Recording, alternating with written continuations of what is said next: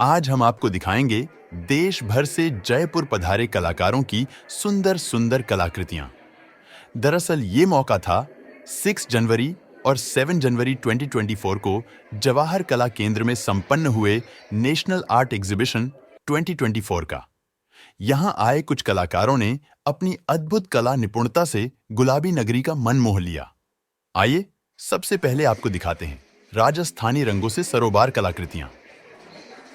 नमस्कार दोस्तों, मेरा नाम है दीपिका वर्मा और मैं ये सब राजस्थानी पेंटिंग्स बनाती हूँ जो कि लिप्पन आर्ट है और अपने जो हमारे राजस्थान को दर्शाती है। बेसिकली वहाँ के जो कलर्स, वाइब्रेंट कलर्स हैं, ब्यूटीफुल कलर्स, तो वो ही सब मैं अपने इस क्राफ्टलैंड बाय दीप पे दर्शाती हूँ। आप देख सकते हैं।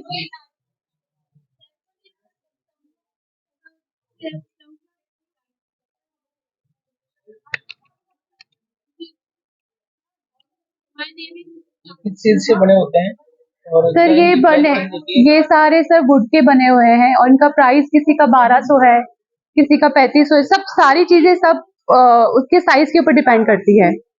और ये जो छोटे मैग्नेट्स हैं ये 150 रुपीज के हैं, आप देख सकते हैं।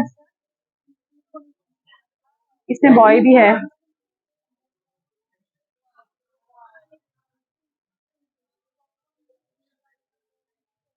और भी थे।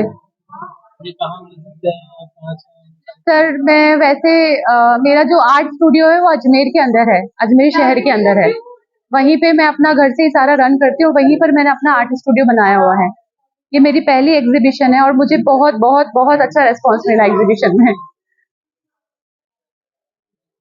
आपकी कला को पूरे राजस्थान तक करता है। Thank you so much sir. अब आपको मिलवाते हैं इंडिया बुक ऑफ रिकॉर्ड से सम्मानित स्क्रैप मेटल से सुंदर मुखौटे बनाने वाले कलाकार संजय भोला से। नमस्कार आप सबको, मेरे राजस्थान और कला जगत से जुड़े सभी लोगों को मेरा बहुत बहुत नमस्कार। मैं संजय भोला दीप, मास्क आर्टिस्ट, लोग मुझे मुखौटे वाला के नाम से जानते हैं।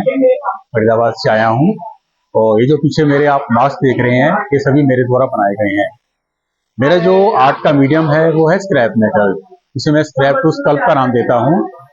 देश विदेश के अलग अलग ट्राइब्स के, कोई हिस्टोरिकल बैकग्राउंड से, कोई किसी माइथोलॉजिकल बैकग्राउंड से और कोई किसी सोशल टाइप से जुड़ा हुआ मास्क आप देख सकते हैं मेरे पीछे अलग अलग थीम्स पर बेस रहते हैं। ये जो मास्क हैं, हर मास्क की अपनी कोई ना कोई एक कहानी रहती है, कोई ना कोई एक स्टोरी रहती है, कोई ना कोई एक थीम रहती है उनके पीछे। तो आप देख सकते हैं जितने भी मेरे कलेक्शन है, जितने मेरे मास्क हैं, इनके पीछे कोई ना कोई बैकग्राउंड रहती है। अब अगर हम किसी पर्टिकुलर मास्क की बात करते हैं तो जैसे ये मास्क देते हैं, ये एकलव्य है, ये प्रॉपर ट्राइबल कम्युनिटी पर बेस्ड है ये वाला मास्क। उसके साथ हम देखते हैं ये मास्क है, ये कथकली की एक ट्राइबल आर्ट है, केरला की बहुत फेमस नाट्य आर्ट है। इसी तरह से ये मास्क आप देख रहे हैं, इसको मैं नाम दिया है धनरथी, कि जो इंसान भौतिक सुविधाओं का संग्रह करता है अंत में आकर वो उन्हीं सुविधाओं में कैद होकर रह जाता है, इसीलिए इसको एक कैदी की फॉर्म में हमने शो किया है। उसी तरह से आप देखते हैं ये ढाल है। ढाल का कॉन्सेप्ट क्या होता है, हमने दिया है कि वार कैसा भी हो, ढाल हमेशा आपको उससे प्रोटेक्ट करती है और वो मुस्कुराती रहती है, इस पर किसी भी तरह के वार का कोई असर नहीं जाता। अर्थात इंसान के ऊपर कैसी भी मुश्किलें आए उसे हमेशा मुस्कुराते हुए रहना चाहिए और उनको पार करना चाहिए। और अब हम बात करते हैं इन मुखौटों की, तो यहाँ आप देखते हैं ये ट्रिनिटी ऑफ गॉड है, जिनको हम त्रिदेव कहते हैं। ये ब्रह्मा जी हैं, ये विष्णु जी हैं और ये भगवान शंकर जी हैं, जिनको मिलकर हम त्रिदेव का नाम देते हैं। कॉन्सेप्ट मेरा वही है, स्क्रैप मेटल, सब स्क्रैप मेटल से बनते हैं, जिनको हम स्क्रैप समझकर फेंक देते हैं, कूड़ा कबाड़ा समझकर कबाड़ी वाले को देते हैं, उनका संग्रह करता हूं मैं और कहीं ना कहीं उनको अपनी आर्ट फॉर्म में मैं इस्तेमाल करता हूं। इसी तरह से एक और थीम आती है, ये किंग है, राजा, जिसको हम कहते हैं कि राजा एक सबसे अच्छा इंसान भी होता है और सबसे बुरा इंसान भी होता है।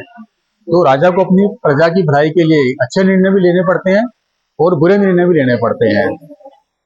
आगे देखते हैं तो ये हनुमान जी हैं। हनुमान जी के कई रूप होते हैं, यहाँ हमने उनका रामदूत का जो रूप है वो प्रस्तुत किया है, कि वो राम जी का संदेशा लेकर लंका पार गए थे सीता जी के पास, उनको अपना संदेश दिया था राम जी का, तो यहाँ हमने उस कॉन्सेप्ट को ये प्रस्तुत किया है। इसी तरह से ये कपालिक है, तांत्रिक लोग हैं, तंत्र विद्या करते हैं। यहाँ एक कपालिक की रूपरेखा को उखाड़ने का हमने प्रयास किया है। इसी तरह से ये तातार वॉरियर हैं। तातार एक कम्युनिटी हुई थी, एक योद्धा हुए थे जो अपने जुझारूपन के लिए, जो अपने लड़ाकूपन के लिए जाने जाते थे। मंगोल्स के टाइम पर ये कम्युनिटी इतिहास में रही है। अगर हम इनका थोड़ा सा विवरण पढ़ें तो हम जानते हैं कि कितने जुझारू थे ये लोग और हमेशा युद्ध विद्या में निपुण रहा करते थे। तो एक जो तातार योद्धा था उसका एक ऑरा किस रूप में आता था, किस तरह से वो अपने आप को प्रेजेंट करता था युद्ध में, उसको हमने यहाँ दिखाने की कोशिश की है।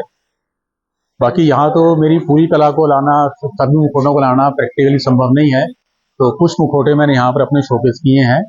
और मेरा अपना पर्सनल स्टूडियो है जहाँ मेरी सारे आर्टवर्क शोकेस में रहते हैं। तो आप लोगों में से कोई भी मेरी आर्ट के बारे में जानना चाहता है, मेरी कला के बारे में और गहरी रुचि रखना चाहता हो, आप लोग मुझे सोशल मीडिया पर फॉलो कर सकते हैं, फेसबुक पर, ट्विटर पर, इंस्टाग्राम पर, व्हाट्सएप पर मुझसे जुड़ सकते हैं। आप कभी दिल्ली आए फरीदाबाद तो मेरे स्टूडियो में विजिट कर सकते हैं, आपका स्वागत रहेगा।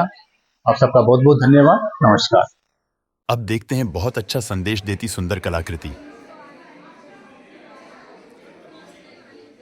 ये पेंटिंग को कलर पेंसिल से बनाया, पूरा इमेजिनेशन बेस है ये। इसमें मैंने महिलाओं की शिक्षा के ऊपर दिखाया है कि जिस तरह पहले महिलाओं को शिक्षा का अधिकार नहीं था तो उन लोगों की जिंदगी पूरे चौके में ही चली जाती थी, घर संभालना, घर के काम करना इसी में जाती थी। फिर उन्हें शिक्षा की रोशनी मिली, पढ़ाई का अधिकार मिला, वो पढ़ने लगे। उसके बाद उनके लिए पूरा आसमान खुला हो गया और अब तो महिलाएं बहुत ज्यादा प्रगति कर रही हैं, सब जगह उन महिलाएं हर क्षेत्र में आगे बढ़ रही हैं। ये मैंने इस ड्राइंग में दिखाया है। अगर आपको यह कलाकृतियां पसंद आई हैं, तो कलाकारों का हौसला बढ़ाने और कला का सम्मान करने के लिए इसे अधिक से अधिक लोगों को दिखाने के लिए इस वीडियो को शेयर जरूर करें। धन्यवाद।